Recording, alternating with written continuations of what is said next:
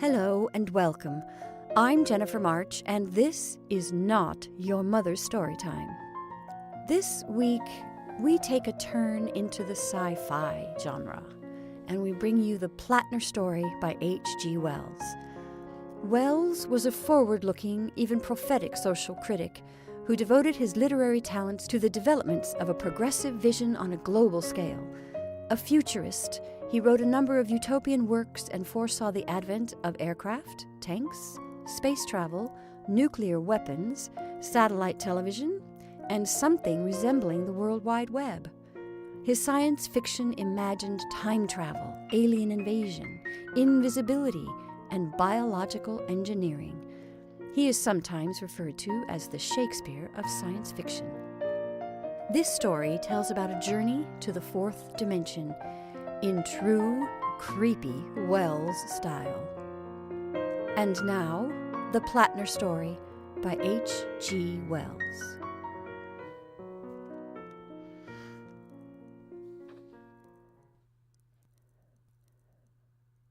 Whether the story of Gottfried Plattner is to be credited or not is a pretty question in the value of evidence.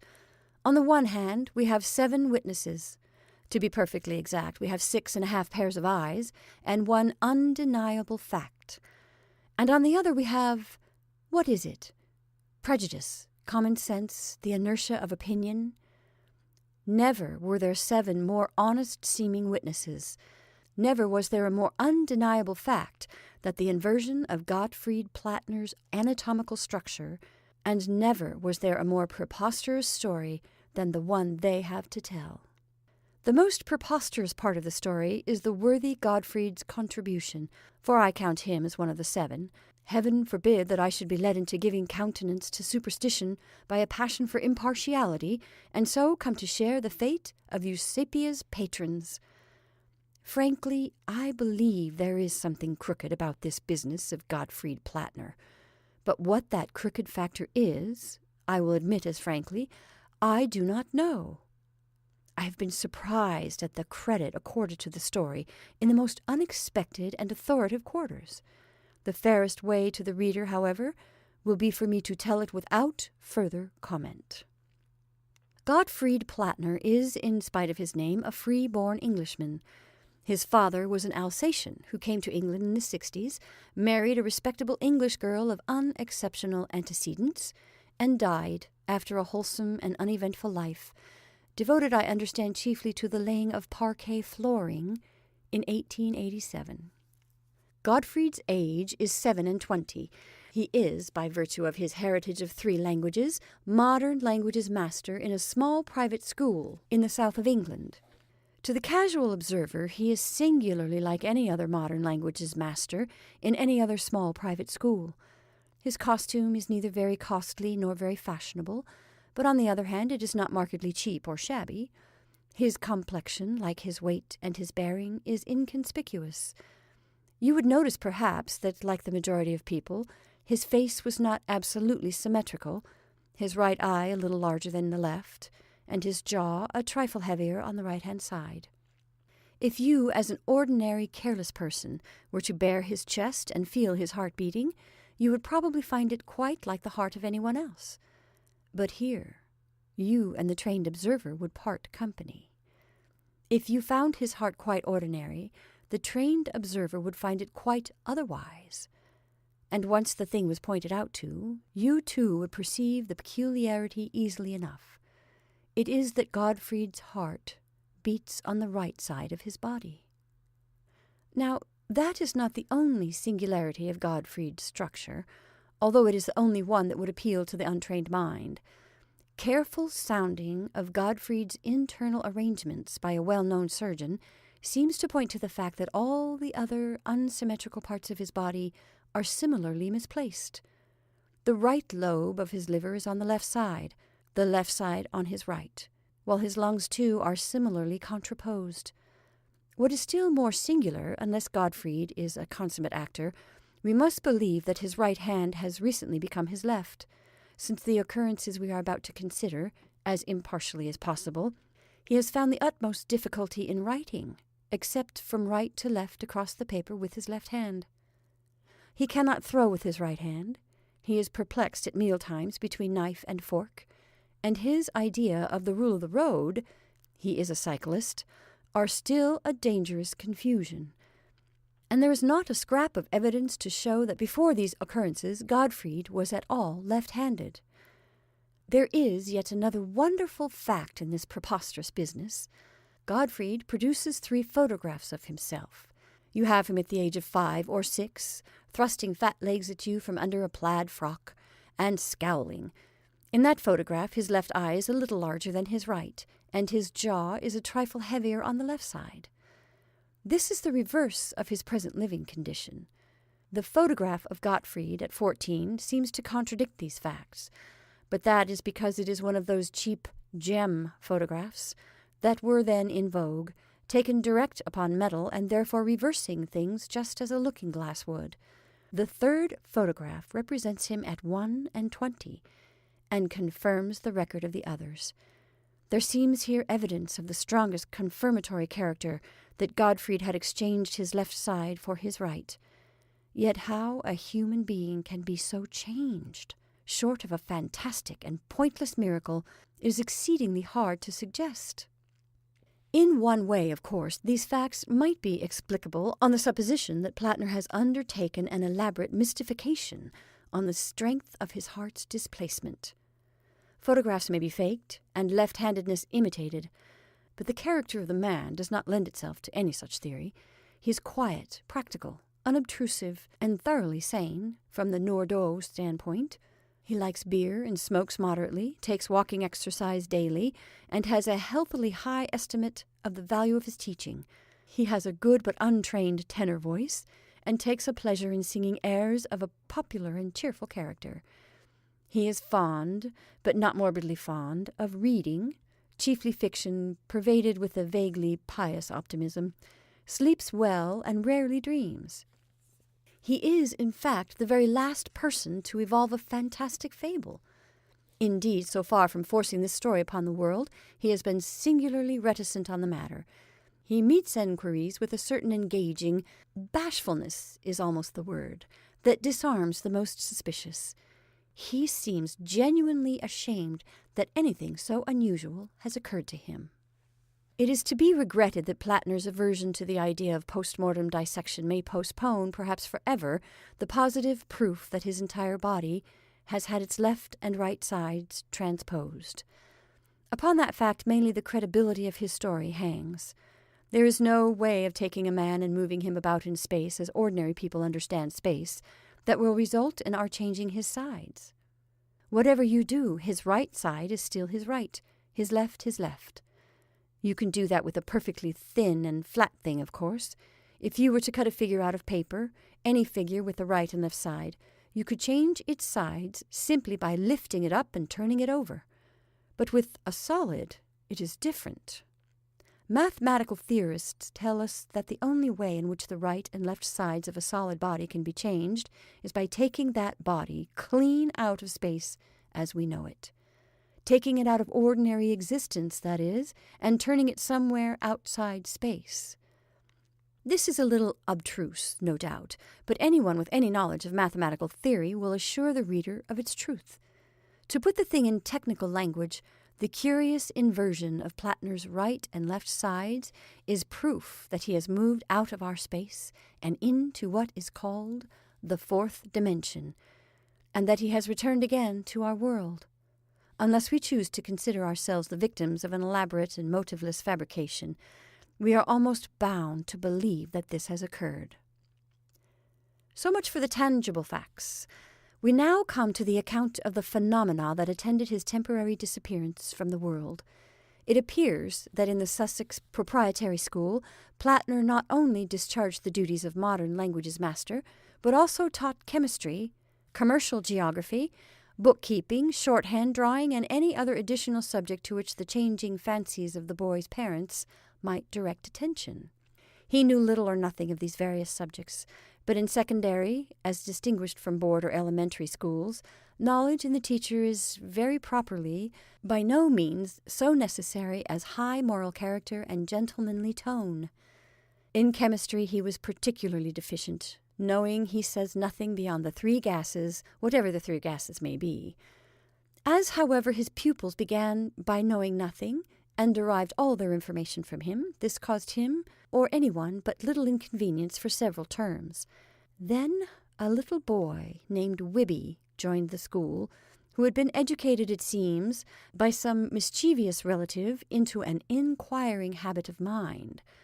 This little boy followed Plattner's lessons with marked and sustained interest, and in order to exhibit his zeal on the subject, brought at various times substances for Plattner to analyze.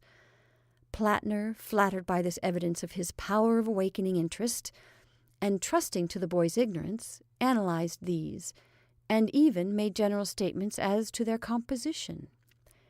Indeed, he was so far stimulated by his pupil as to obtain a work upon analytical chemistry and study it during the supervision of the evening's preparation. He was surprised to find chemistry quite an interesting subject. So far, the story is absolutely commonplace. But now the greenish powder comes upon the scene. The source of that greenish powder seems unfortunately lost.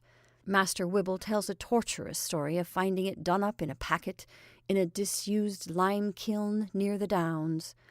It would have been an excellent thing for Plattner, and possibly for Master Wibble's family, if a match could have been applied to that powder then and there.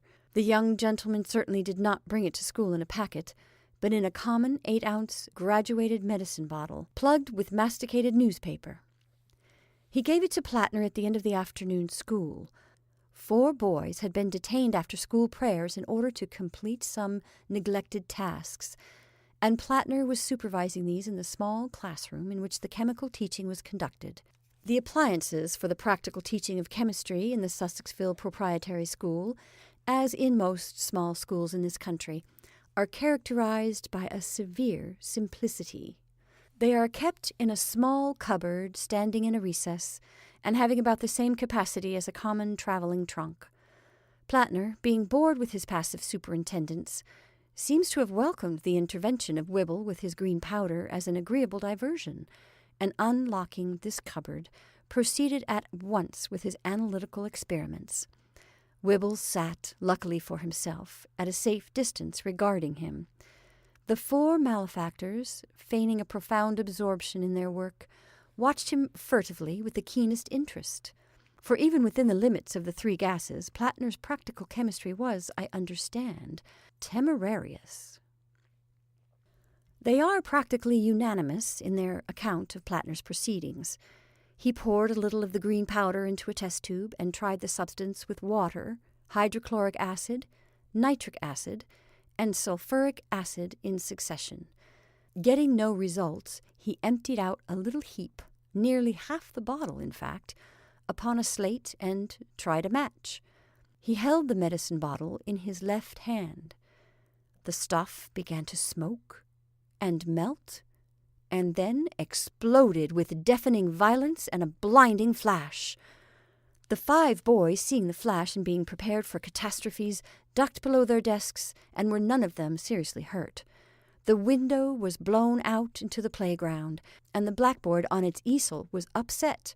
The slate was smashed to atoms. Some plaster fell from the ceiling. No other damage was done to the school edifice or appliances, and the boys at first, seeing nothing of Plattner, fancied he was knocked down and lying out of their sight below the desks. They jumped out of their places to go to his assistance, and were amazed to find the space empty. Being still confused by the sudden violence of the report, they hurried to the open door, under the impression that he must have been hurt, and have rushed out of the room. But Carson, the foremost, nearly collided in the doorway with the principal, Mr. Lidgett. Mr. Lidgett was a corpulent, excitable man with one eye. The boys describe him as stumbling into the room, mouthing some of those tempered expletives irritable schoolmasters accustom themselves to use, lest worse befall. "Wretched mumchancer," he said. "Where's Mr. Plattner?" The boys are agreed on the very words. Wobbler, snivelling puppy, and mumchancer are, it seems, among the ordinary small change of Mr. Lidgett's scholastic commerce. Where's Mr. Plattner? That was a question that was to be repeated many times in the next few days. It really seemed as though that frantic hyperbole, blown to atoms, had for once realized itself. There was not a visible particle of Plattner to be seen, not a drop of blood, nor a stitch of clothing to be found. Apparently he had been blown clean out of existence, and left not a rack behind, not so much as would cover a sixpenny piece, to quote a proverbial expression. The evidence of his absolute disappearance as a consequence of that explosion is indubitable. It is not necessary to enlarge here upon the commotion excited in the Sussexville Proprietary School, and in Sussexville and elsewhere, by this event. It is quite possible, indeed, that some of the readers of these pages may recall the hearing of some remote and dying version of that excitement during the last summer holidays. Lidgett, it would seem, did everything in his power to suppress and minimize the story. He instituted a penalty of 25 lines for any mention of Plattner's name among the boys, and stated in the schoolroom that he was clearly aware of his assistant's whereabouts. He was afraid, he explains, that the possibility of an explosion happening, in spite of the elaborate precautions taken to minimize the practical teaching of chemistry, might injure the reputation of the school. So might any mysterious quality in Plattner's departure. Indeed, he did everything in his power to make the occurrence seem as ordinary as possible.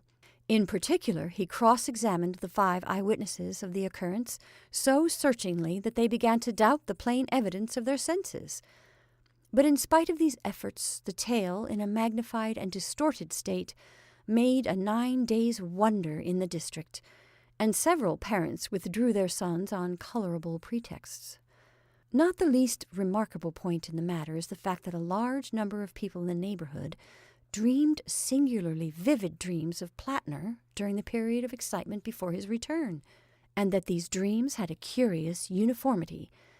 In almost all of them, Plattner was seen, sometimes singly, sometimes in company, wandering about through a coruscating iridescence.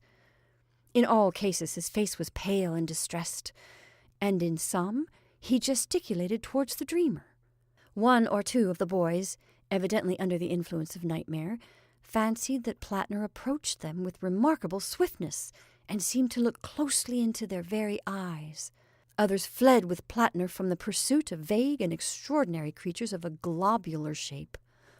But all these fancies were forgotten in inquiries and speculations when, on the Wednesday next but one after the Monday of the explosion, Plattner returned. The circumstances of his return were as singular as those of his departure. So far as Mr. Lidgett's somewhat choleric outline can be filled in from Plattner's hesitating statements, it would appear that on Wednesday evening, towards the hour of sunset, the former gentleman, having dismissed evening preparation, was engaged in his garden, picking and eating strawberries, a fruit of which he is inordinately fond. It is a large, old-fashioned garden, secured from observation, fortunately, by a high and ivy-colored red brick wall. Just as he was stooping over a particularly prolific plant, there was a flash in the air and a heavy thud, and before he could look around, some heavy body struck him violently from behind. He was pitched forward, crushing the strawberries he held in his hand, and that so roughly that his silk hat — Mr. Lidgett adheres to the older ideas of scholastic costume — was driven violently down on his forehead and almost over one eye. This heavy missile, which slid over him sideways and collapsed into a sitting posture among the strawberry plants, proved to be our long-lost Mr. Gottfried Plattner in an extremely dishevelled condition. He was collarless and hatless, his linen was dirty, and there was blood upon his hands. Mr. Lidgett was so indignant and surprised that he remained on all fours, and with his hat jammed down on his eye, while he expostulated vehemently with Plattner for his disrespectful and unaccountable conduct. This scarcely idyllic scene completes what I may call the exterior version of the Plattner story, its esoteric aspect. It is quite unnecessary to enter into all the details of his dismissal by Mr. Lidgett. Such details, with the full names and dates and references, will be found in the ledger report of these occurrences that was laid before the Society for the Investigation of Abnormal Phenomena. The singular transposition of Plattner's right and left sides was scarcely observed for the first day or so, and then first in connection with his disposition to write from right to left across the blackboard. He concealed, rather than ostended, this curious confirmatory circumstance, as he considered it would unfavourably affect his prospects in a new situation. The displacement of his heart was discovered some months after, when he was having a tooth extracted under anaesthetics. He then very unwillingly allowed a cursory surgical examination to be made of him, with a view to a brief account in the Journal of Anatomy. That exhausts the statements of the material facts, and we may now go on to consider Plattner's account of the matter. But first, let us clearly differentiate between the preceding portion of this story and what is to follow. All I have told thus far is established by such evidence as even a criminal lawyer would approve. Every one of the witnesses is still alive. The reader, if he have the leisure, may hunt the lads out tomorrow, or even brave the terrors of the redoubtable Lidget, and cross-examine and trap and test to his heart's content. Gottfried Plattner himself, and his twisted heart, and his 3 photographs are producible. It may be taken as proved that he did disappear for 9 days as the consequence of an explosion, that he returned almost as violently under circumstances in their nature annoying to Mr. Lidget, whatever the details of those circumstances may be, and that he returned inverted, just as a reflection returns from a mirror. From the last fact, as I have already stated, it follows almost inevitably that Plattner, during those 9 days, must have been in some state of existence altogether out of space. The evidence of these statements is indeed far stronger than that upon which most murderers are hanged, but for his own particular account of where he had been, with its confused explanations and well-nigh self-contradictory details, we have only Mr. Gottfried Plattner's word. I do not wish to discredit that, but I must point out, what so many writers upon obscure psychic phenomena fail to do, that we are passing here from the practically undeniable to that kind of matter which any reasonable man is entitled to believe or reject as he thinks proper. The previous statements render it plausible. Its discordant with common experience tilts it toward the incredible. I would prefer not to sway the beam of the reader's judgment either way, but simply to tell the story as Plattner told it to me.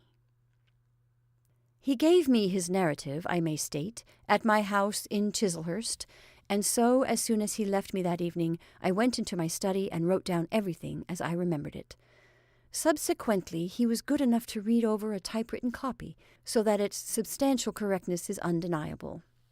He states that at the moment of the explosion he distinctly thought he was killed. He felt lifted off his feet and driven forcibly backward. It is a curious fact for psychologists that he thought clearly during his backward flight and wondered whether he should hit the chemistry cupboard or the blackboard easel. His heels struck ground, and he staggered and fell heavily into a seating position on something soft and firm. For a moment the concussion stunned him. He became aware at once of a vivid scent of singed hair, and he seemed to hear the voice of Lidget asking for him. You will understand that for a time his mind was greatly confused. At first he was under the impression that he was still standing in the classroom. He perceived quite distinctly the surprise of the boys and the entry of Mr. Lidget. He is quite positive upon that score. He did not hear their remarks, but that he described to the deafening effect of the experiment.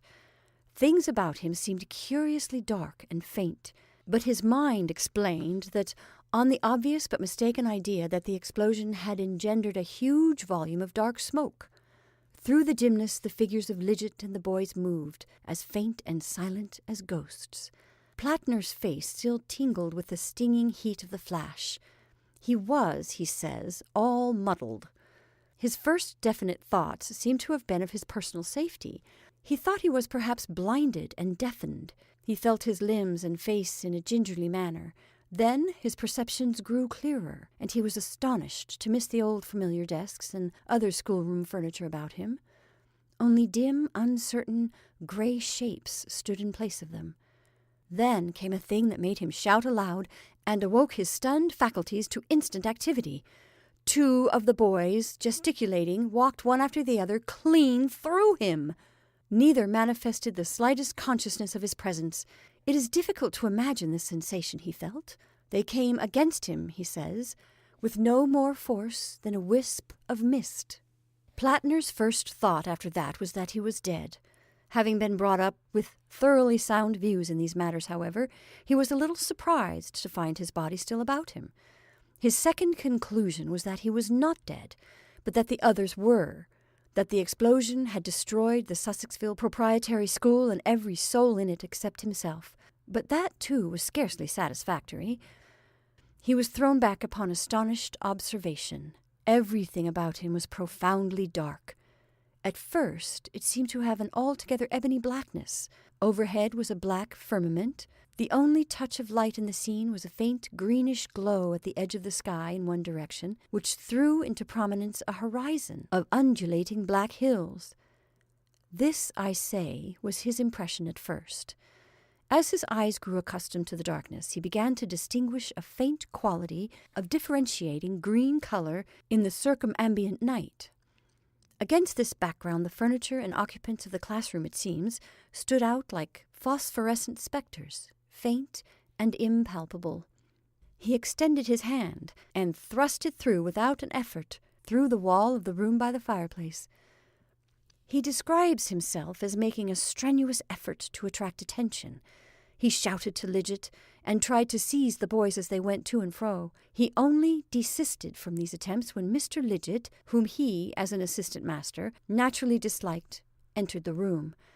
He says the sensation of being in the world and yet not a part of it was an extraordinarily disagreeable one. He compared his feelings not inaptly to those of a cat watching a mouse through a window. Whenever he made a motion to communicate with the dim, familiar world about him, he found an invisible, incomprehensible barrier preventing intercourse. He then turned his attention to his solid environment. He found the medicine bottle still unbroken in his hand, with the remainder of the green powder therein. He put this in his pocket and began to feel about him. Apparently, he was sitting on a boulder of rock covered with a velvety moss.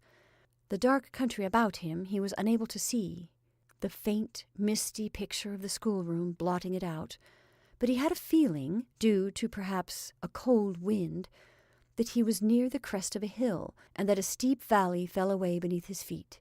The green glow along the edge of the sky seemed to be growing in extent and intensity. He stood up, rubbing his eyes. It would seem that he made a few steps, going steeply downhill, and then stumbled, nearly fell, and sat down again upon a jagged mass of rock to watch the dawn. He became aware that the world about him was absolutely silent. It was as still as it was dark, and though there was a cold wind blowing up the hill face, the rustle of grass, the soughing of the boughs that should have accompanied it, were absent. He could hear, therefore, if he could not see, that the hillside upon which he stood was rocky and desolate. The green grew brighter every moment, and as it did so, a faint, transparent blood red mingled with, but did not mitigate, the blackness of the sky overhead and the rocky desolations about him. Having regard to what follows, I am inclined to think that the redness may have been an optical effect due to contrast.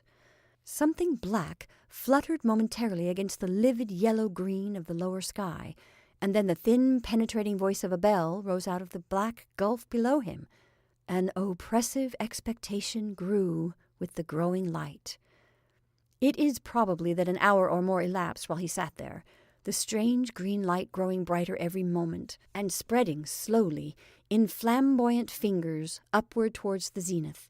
As it grew, the spectral vision of our world became relatively or absolutely fainter. Probably both, for the time must have been about that of our earthly sunset. So far as his vision of our world went, Plattner, by his few steps downhill, had passed through the floor of the classroom, and was now, it seemed, sitting in mid-air in the larger classroom downstairs. He saw the boarders distinctly, but much more faintly than he had seen Lidget. They were preparing their evening tasks, and he noticed with interest that several were cheating with their Euclid writers by means of a crib, a compilation whose existence he had hitherto never suspected. As the time passed, they faded steadily as the light of the green dawn increased. Looking down into the valley, he saw that the light had crept far down its rocky sides, and that the profound blackness of the abyss was now broken by a minute green glow, like the light of a glowworm. And almost immediately the limb of a huge heavenly body of blazing green rose over the basaltic undulation of the distant hills, and the monstrous hill masses about him came out gaunt and desolate, in green light and deep, ruddy black shadows. He became aware of a vast number of ball-shaped objects drifting as thistledown drifts over the high ground. They were none of these nearer to him than the opposite side of the gorge. The bell below twanged quicker and quicker with something like impatient insistence, and several lights moved hither and thither. The boys at work at their desks were now almost imperceptibly faint. This extinction of our world when the green sun of this other universe rose is a curious point upon which Plattner insists. During the other-world night it is difficult to move about, on account of the vividness with which the things of this world are visible. It becomes a riddle to explain why, if this is the case, we in this world catch no glimpse of the other world. It is due, perhaps, to the comparatively vivid illumination of this world of ours. Plattner describes the midday of the other world at its brightest as not being nearly so bright as this world at full moon, while its night is profoundly black. Consequently, the amount of light, even in an ordinary darkroom, is sufficient to render the things of the other world visible, on the same principle that faint phosphorescence is only visible in the profoundest darkness. I have tried, since he told me his story, to see something of the other world by sitting for a long space in a photographer's darkroom at night. I have certainly seen indistinctly the form of greenish slopes and rocks, but only, I must admit, very indistinctly indeed. The reader may possibly be more successful. Plattner tells me that since his return he has dreamt and seen and recognized places in the other world, but this is probably due to his memory of these scenes.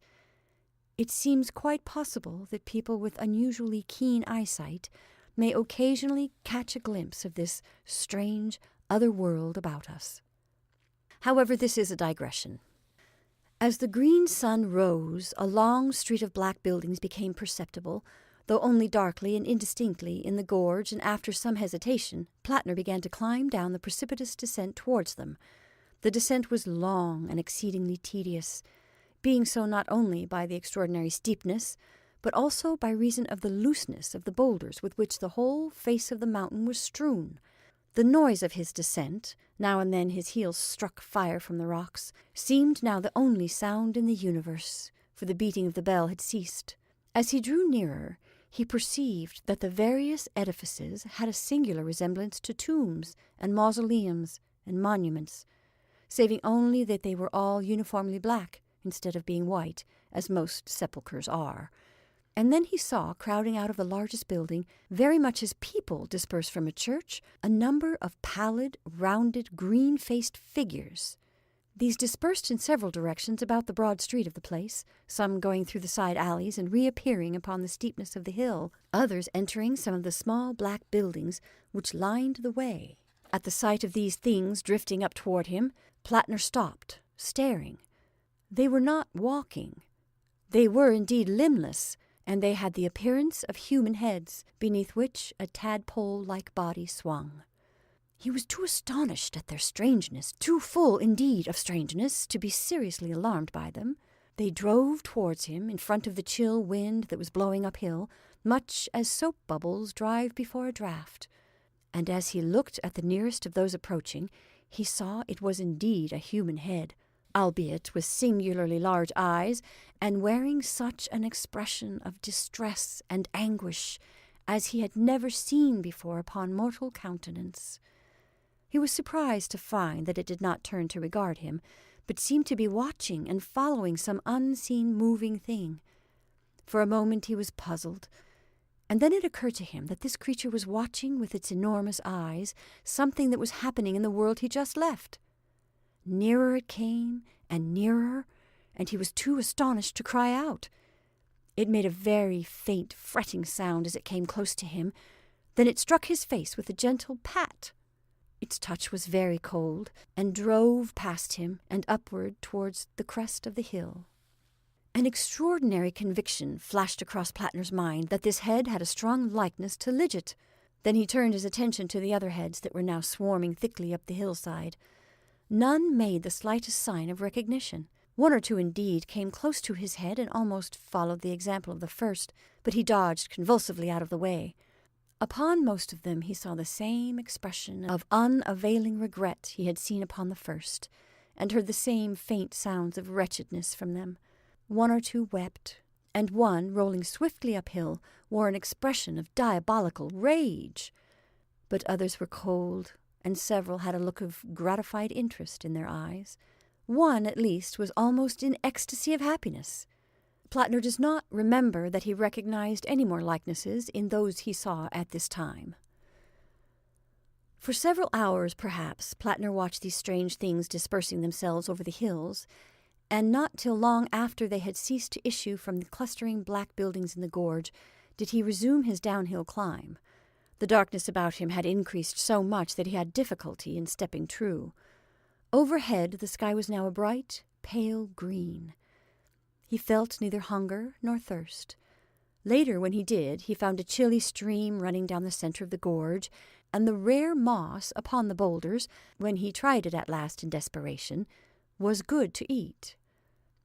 He groped about among the tombs that ran down the gorge, seeking vaguely for some clue to these inexplicable things.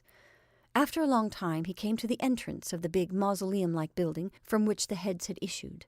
In this he found a group of green lights burning upon a kind of basaltic altar, and a bell rope from a belfry overhead hanging down into the center of the place. Round the wall ran a lettering of fire in a character unknown to him.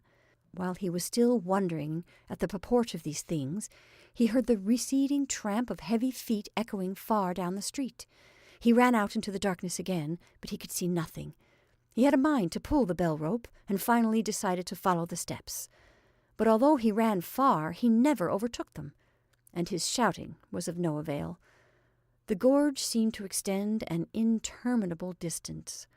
It was as dark as earthly starlight throughout its length, while the ghastly green light lay along the upper edge of its precipices. There were none of the heads now below. They were all, it seemed, busily occupied along the upper slopes. Looking up, he saw them drifting hither and thither, some hovering stationary, some flying swiftly through the air. It reminded him, he said, of big snowflakes, only these were black and pale green. In pursuing the firm, undeviating footsteps that he never overtook, in groping into new regions of this endless devil's dyke, in clambering up and down the pitiless heights, in wandering about the summits, and in watching the drifting faces, Plattner states that he spent the better part of 7 or 8 days. He did not keep count, he says. Though once or twice he found eyes watching him, he had word with no living soul. He slept among the rocks on the hillside. In the gorge, things earthly were invisible because, from the earthly standpoint, it was far underground. On the altitudes, so soon as the earthly day began, the world became visible to him. He found himself sometimes stumbling over the dark green rocks or arresting himself on a precipitous brink, while all around him the green branches of the Sussexville lanes were swaying. Or, again, he seemed to be walking through the Sussexville streets, or watching unseen the private business of some household, and then it was, he discovered, that to almost every human being in our world there pertained some of these drifting heads, that every one in the world is watched intermittently by these helpless disembodiments. What are they, these watchers of the living? Plattner never learned. But two, that presently found and followed him, were like his childhood's memory of his father and mother.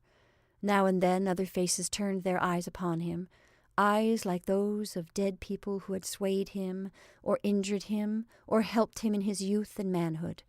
Whenever they looked at him, Plattner was overcome with a strange sense of responsibility.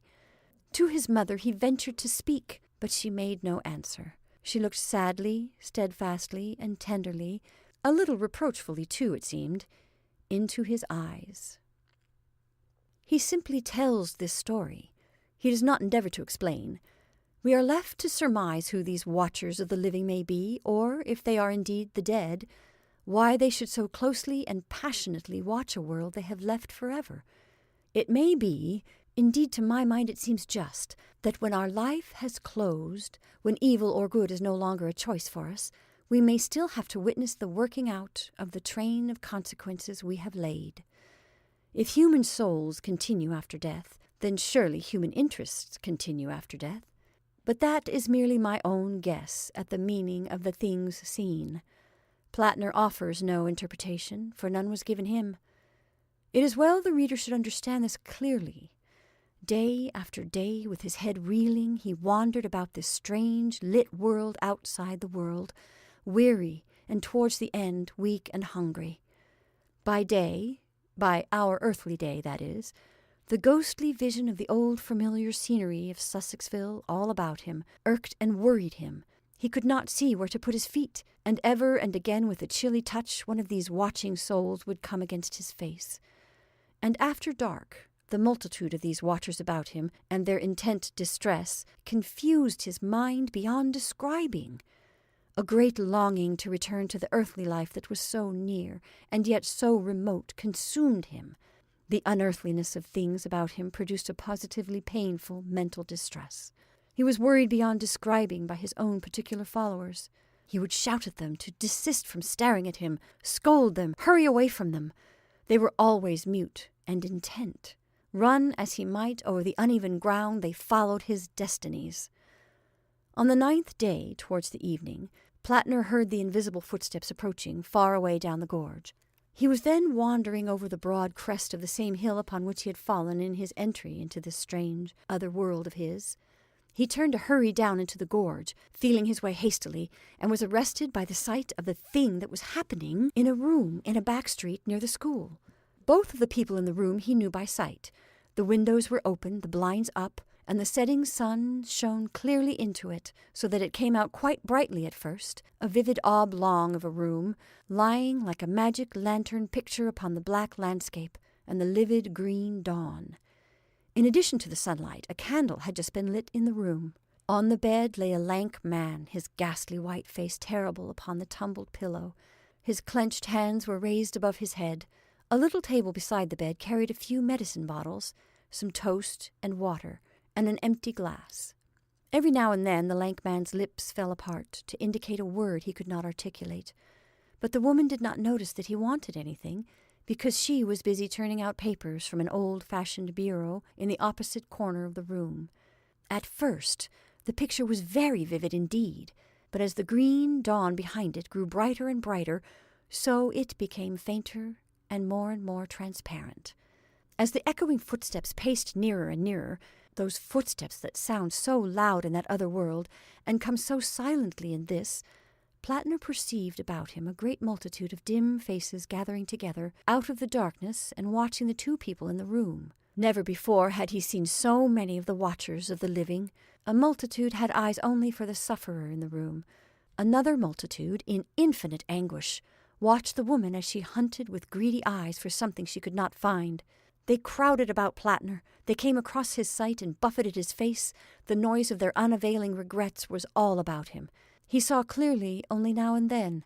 At other times the picture quivered dimly, through the veil of green reflections upon their movements. In the room it must have been very still. Plattner says the candle flame streamed up into a perfectly vertical line of smoke. But in his ears each footfall and its echoes beat like a clap of thunder. And the faces, two, more particularly near the woman's. One, a woman also, white and clear-featured, a face which might have once been cold and hard, but which was now softened by the touch of a wisdom strange to earth. The other might have been the woman's father. Both were evidently absorbed in the contemplation of some act of hateful meanness, so it seemed, which they could no longer guard against and prevent. Behind were others, teachers, it may be, who had taught ill, friends whose influence had failed. And over the man, too, a multitude, but none that seemed to be parents or teachers. Faces that might once have been coarse, now purged to strength by sorrow.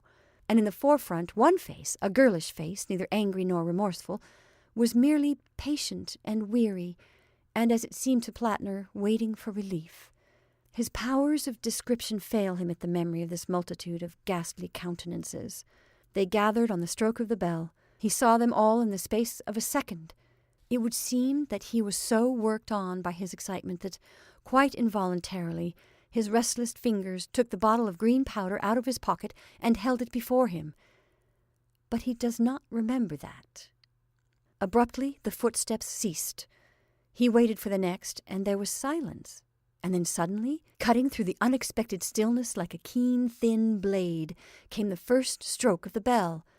At that, the multitudinous faces swayed to and fro, and a louder cry began all about him. The woman did not hear. She was burning something now in the candle flame.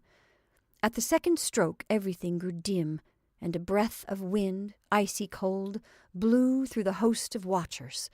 They swirled about him like an eddy of dead leaves in the spring, and at the third stroke something was extended through them to the bed.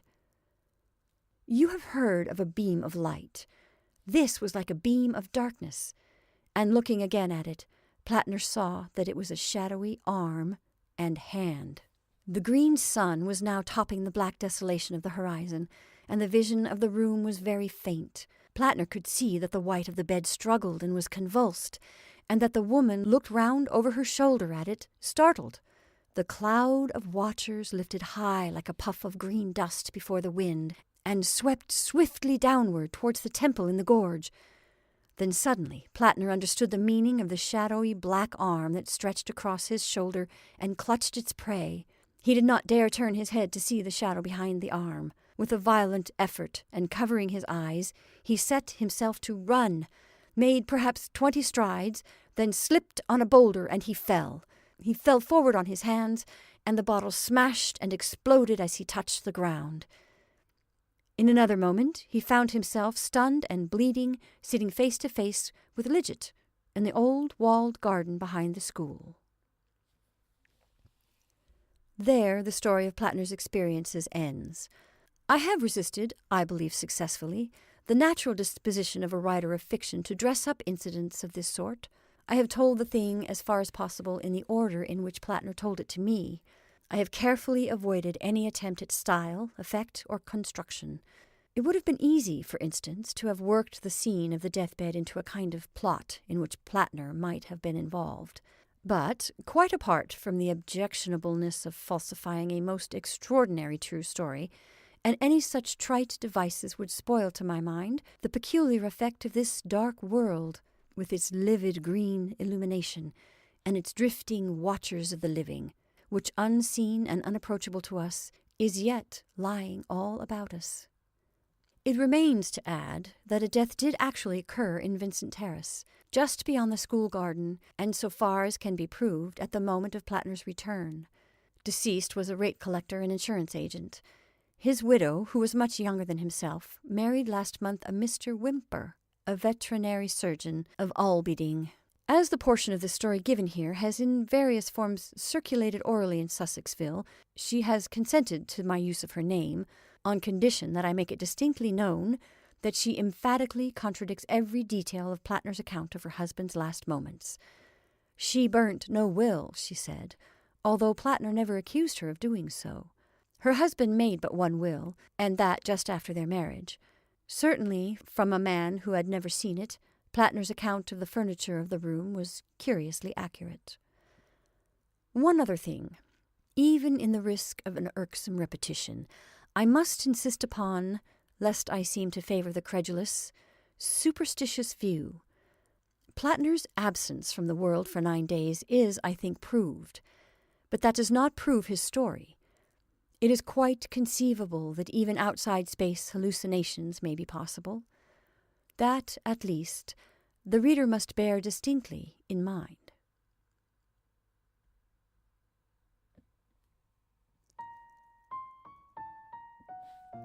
And that's our story for this evening. I hope you enjoyed The Plattner Story by H.G. Wells. Thank you for listening. I'm Jennifer March, and this is not your mother's story time.